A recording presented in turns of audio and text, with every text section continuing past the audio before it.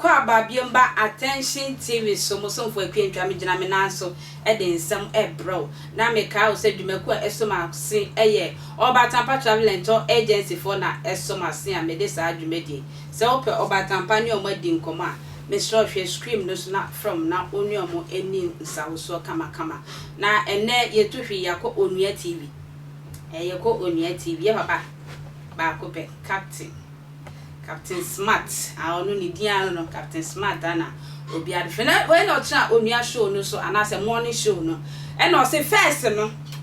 e na ye soma adifo se e ko ka che Ezekiel se yare empower that so on solid bio ai na Ezekiel asre se urade me sra fa money chem na oni papa ni adan amaye wanim first ni Elijah enkwala de no fe kra oka say ye akokora tipa sane be chi nkwala ewie na enjata ifikurum abechi nkwala yi o se captain se si ameka say di phone ebi ni ho o mayo madwuma ewie dada enti o si ne bu pain agina enu afidie su pain aka ni pain say so okwa so dan bia mu na so fo ka tell say owuo da wanu a papa so fo na ni so didi na tem je say twifa ne so ye ne obetimi aye bia na fia so da anim owuo bia ni ba bia nya de oba be wuda san kom she do kwa de enji ntumu da ye papa Obinim esi ne bo ase wa command passport ewie bu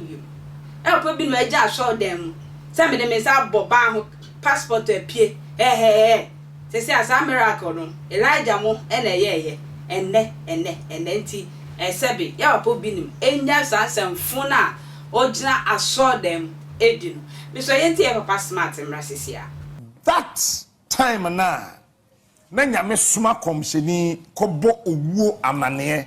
wa bra ontimi nsi ano no etwem pass and well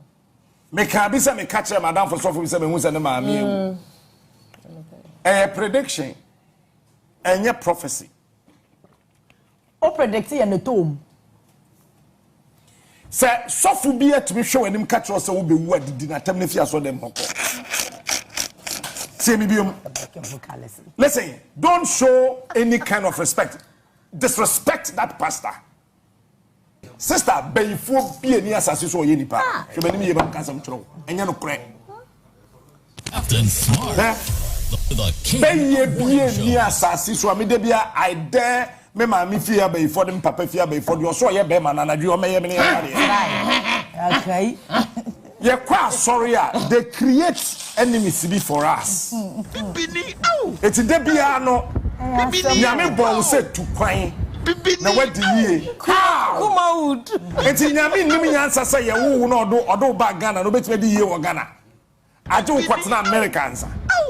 it's akwanto wadi na Obinim etibie dintro ahwe nyame anim se wa command passport if you wa bodam obi nka kire Obinim wa bodam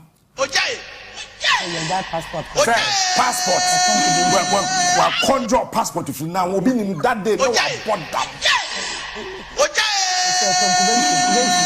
you see na ye design nyama we nyina echi enti ama Kristo ho aye tan ye die eni bayfo bi ansem obie ne ho bayfo na ma wandi subanfon we are sure na manipandi